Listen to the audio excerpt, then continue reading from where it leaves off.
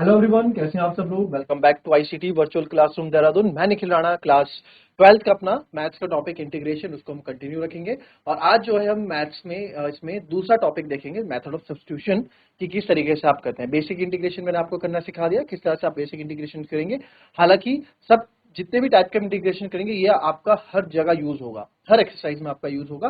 But topics के जो आपके मेथड्स होंगे वो अलग अलग रहेंगे। कौन से क्वेश्चन में कहाँ कौन सा मेथड लगेगा उसके बारे में आप जानेंगे। ठीक है, तो चलिए फिलहाल यूज करते हैं। आज हम जो अपना नेक्स्ट टॉपिक यूज करेंगे, नेक्स्ट टॉपिक जो हम पढ़ने वाले हैं वो है मेथड ऑफ सब्स्टिट्यूशन का। तो फिलहाल आप यहाँ पे देखेंगे कुछ फॉर्मुलेज आपको लिखने पड़ेंगे पहले हमको, है ना। कुछ फॉर्मुलेज जो रह गए हैं वो उस पर हम बात करें। तो सबसे पहले tan x dx का, tan थीटा का, ठीक है।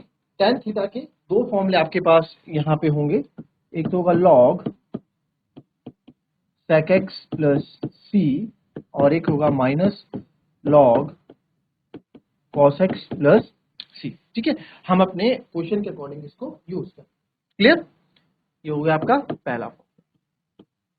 फिर tan का उल्टा आपका हो गया cot x dx, इसका होगा log, cot का होता है log sin x plus c। ठीक है, इसकी प्रूविंग नहीं आएगी किसी की, आप सीधे फॉर्मूले लिख देंगे। ठीक है, फिर तीसरा है आपका cot के बाद cosec x dx, यानी कि cosec थीटा का, जो कि होता है log cosec x minus cot x plus c। ठीक है, फिर चौथा है आपका sec x का,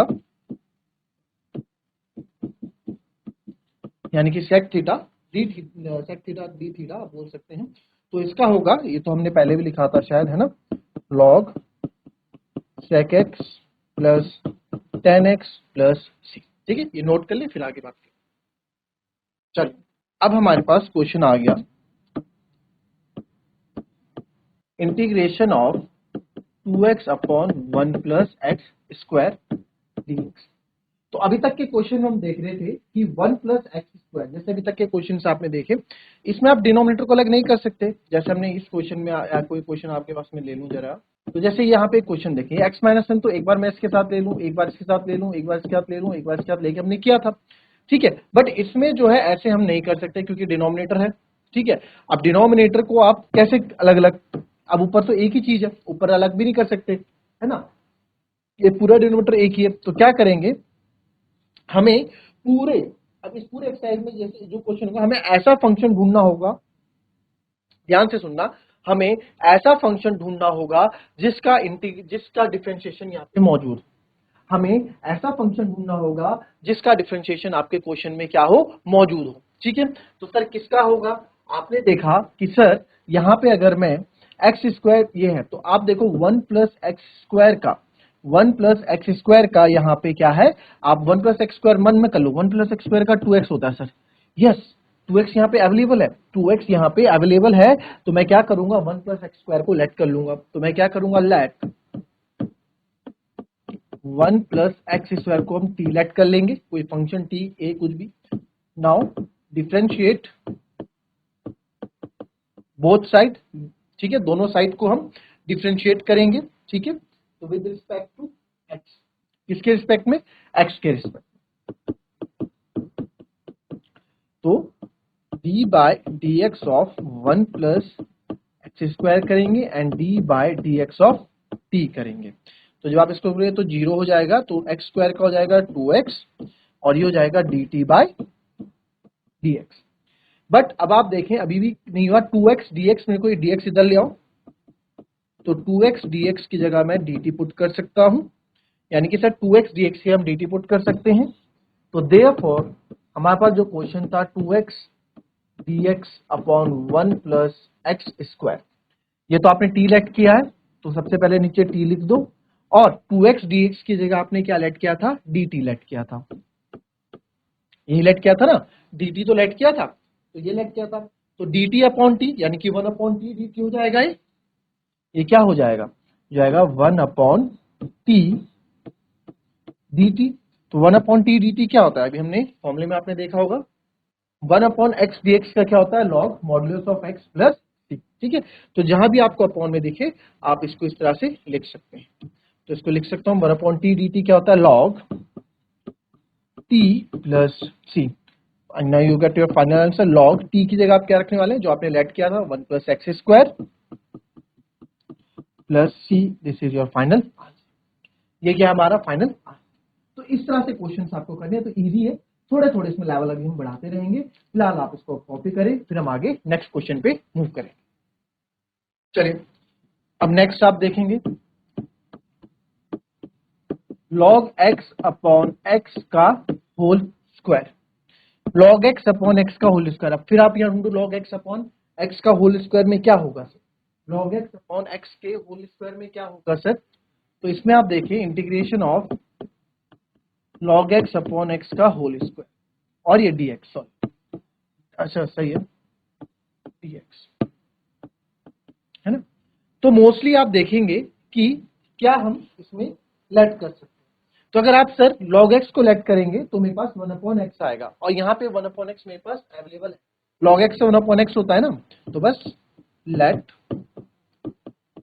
log x equals to t, again differentiation both side with respect to t।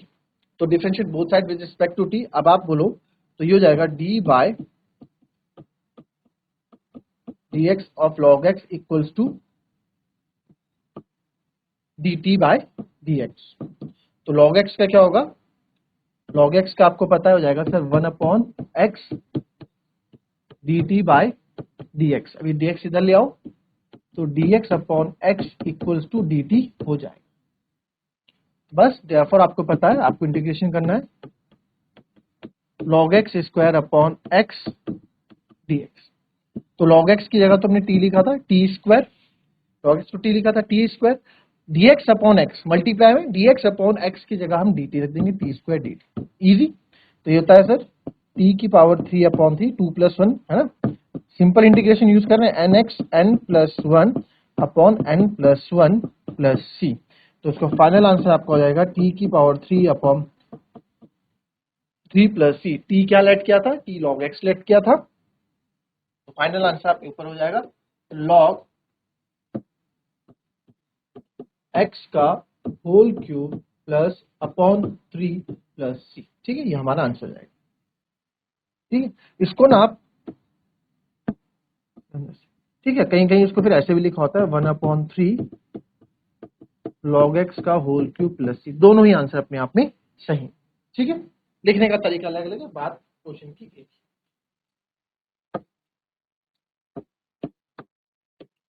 1 upon x plus x log x। ठीक है, 1 upon x plus x log x। चलिए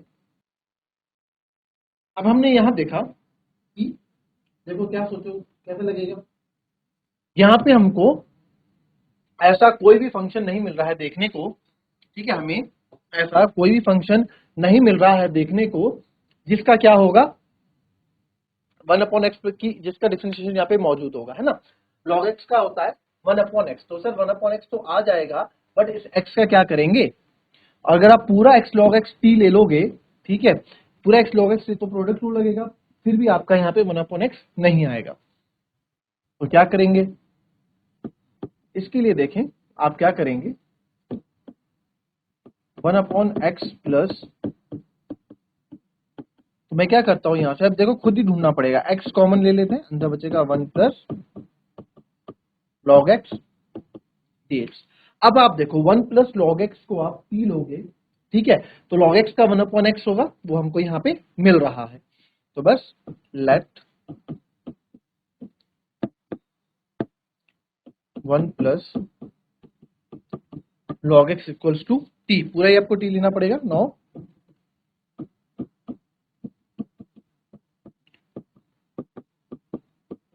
ठीक, तो 1 प्लस log x आपने t लिया था ना, 1 प्लस log x t लिया, differentiate both side with respect to t, sorry with respect to x। तो d by dx of 1 plus log x equals to dt by dx। तो जब हम इसको करेंगे तो 1 प्लस लॉग एक्स से तो 0 हो जाएगा और लॉग एक्स का 1 upon x d t by d x, d x इधर आ जाएगा, d x upon x equals to d t. तो देयरफॉर जो हमने लेट किया था इसको आप कर देंगे 1 upon x x 1 plus D x, इस पूरे को तो हमने टी माना था, तो ये 1 अपॉन ये तो हो गया आपका टी, और डी एक्स अपॉन एक्स हमारा क्या है, डी एक्स अपॉन एक्स हमारा डी टी है, तो उसको आप डी टी कर, तो 1 अपॉन टी अगेन आपको पता है क्या होता है, लॉग टी प्लस सी। तो लॉग टी की जगह हमें वैल्यू डाल देंगे जो हमने लिया था 1 plus log x plus c, बस दिस इज योर आंसर। चलिए नेक्स्ट देखते हैं,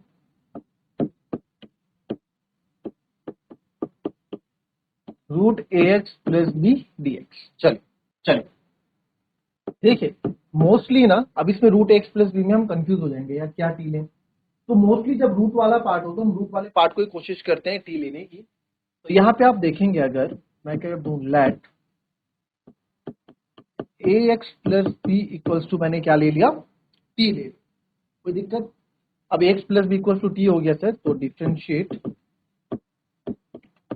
both side with respect to x, तो d by D x of a x plus b हो जाएगा d by D x of t. तो a x का तो ए हो जाएगा प्लस बी का 0 हो जाएगा, तो ए ही लिख देता हूं और d T by D x. But sir a तो हमारे पास है ही नहीं, ए तो हमारे पास हो तो ए ऐसा लगा ही नहीं, तो आप क्या करो, d x equals to d t by a कर दो, या d x equals to 1 by a d t कर दो, बात एक ही है, 1 बाई ए लग दिया, डी टी अलग कर दिया ना, डी टी बाई ए कर दो। तो अब इसको इंटीग्रेशन था root a x plus b d x. अब इस ए एक्स प्लस बी की जगह तो हमने क्या लिया है रूट टी, और डी एक्स की जगह आपने क्या लिया है डी टी बाई ए तो कॉन्स्टेंट डी टी बाई ए। तो नेक्स्ट स्टेप में 1 बाय ए बाहर ले आता हूं और टी को मैं लिख सकता हूं 1 बाय 2, लिख सकते हैं ना, रूट को 1 बाय 2 लिखते हैं ना कि नहीं लिखते हैं, तो 1 बाय 2 लिख दिया, और डी टी, तो 1 अपॉन ए ऐसे हो जाएगा t 1 by 2 plus 1 upon 1 by 2 plus 1 plus c. तो अब आप इसको देखिए 1 बाय ए ऐसे ब्रैकेट में है, तो टी की पावर 1.5 है ना, 0.5, तो 1.5 को हम लिखते हैं 3 बाई 2 अपॉन 3 बाई 2। फिर आप आगे देखेंगे ये 2 सबसे ऊपर चले जाएगा, तो 2 टी 3 बाई 2 अपॉन 3, और बाहर तो आपके पास 1 बाई ए है ही, तो फाइनल आंसर आ जाएगा 2 T 3 by 2 upon 3 into A. T की जगह टी की वैल्यू डाल देते हैं, और टी की वैल्यू थी एक्स प्लस बी, बी की पावर 3 बाई 2 अपॉन 3 ए, तो 2 बाई 3 ए एक्स प्लस, या 2 बाई 3 एक्स प्लस बी की power 3 by 2 plus c, plus c बहुत जरूरी है, प्लस सी बहुत जरूरी। इसको आप ऐसे लिख सकते हैं 2 बाई 3 ए अलग लिख दिया, ए एक्स प्लस बी की पावर 3 बाई 2 प्लस सी आपने अलग कर दिया। इसको हम ऐसे भी कर सकते हैं, आई बात समझ में, इस तरीके से आप इस क्वेश्चन को कर सकते हैं। आपने क्या लिया, इस पूरे को ही आपने क्या मान लिया था, हमने इस पूरे को ही टी मान लिया, ठीक है। तो इसको कॉपी करेंगे। क्या इसको करने का दूसरा तरीका हमारे पास है, क्या इसको करने का दूसरा तरीका हमारे पास है, तो इसको आप डायरेक्ट भी कर सकते हैं, भैया हमें नहीं जरूरत यहाँ पे under root a x plus b d x, हमें नहीं थी ना जरूरत, हमको जरूरत नहीं थी यहाँ पे टी लेट करने की, तो क्या मैं इस ए एक्स प्लस बी की पावर 1 बाई 2 लिख सकता हूं, इसको भाई रूट को 1 बाई 2 लिख सकते हैं ना, इस पूरे का इंटीग्रेशन कर दो आप, पूरे का इंटीग्रेशन करने में क्या दिक्कत है, कोई दिक्कत। तो ए एक्स प्लस बी की पावर 1 बाई 2 है, फॉर्मूला लगा देंगे, पूरा एक्स की पावर 1 बाई 2 है एक तरह से, 1 by 2 plus 1 upon 1 by 2 plus 1 plus c, तो ये जाएगा ए एक्स प्लस बी की पावर, ये तो आपको पता है 3 बाई 2 हो जाएगी अपॉन 3 बाई 2 हो जाएगी। और x के साथ जो कोफिशिएंट होता है वो नीचे मल्टीप्लाई हो जाता है, ये भी आपको पता है 1/a, तो ये भी a यहाँ पे आ जाएगा, चाहे यहाँ लिख दो चाहे आप यहाँ कर दो, और ये x का जो कोफिशिएंट ऐसा आ जाता है अलग से ना, तो 3/2। तो इसको फर्दर सॉल्व करेंगे तो ये आएगा ax प्लस b की पावर 3/2 अपॉन 3/2, ये 2 सबसे ऊपर चले जाएगा, 2/3। तो आप अगर आंसर मैच करेंगे same as it is answer मिलेगा, पर लिखने का तरीका आपका अलग हो गया, प्लस सी, यहाँ भी उसको ऐसे लिख देते हैं, 2/3a अलग लिख देता हूँ, ax प्लस b की पावर 3/2 प्लस c अलग लिख देता हूँ। ठीक है, दैट्स इट, क्लियर। नाउ एक क्वेश्चन आपको मैं होमवर्क के लिए दे देता हूँ। ठीक है, क्वेश्चन है integration of x under root x plus 2 dx। ठीक है, ट्राई करेंगे इस क्वेश्चन को करने का, किस तरीके से इस क्वेश्चन को आप करोगे, बहुत इजी है, थोड़ा हल्का सा दिमाग लगाना है, आपको फंक्शन ढूंढना है ऐसा, and you will get your answer. तो ट्राई करेंगे इसको। ठीक है, ये आपके लिए होमवर्क के लिए एक क्वेश्चन है, clear. So that's all for it today. तो मिलेंगे आपसे अपनी नेक्स्ट क्लास में, तब तक के लिए be happy, be healthy and be safe. Thank you and have a nice day.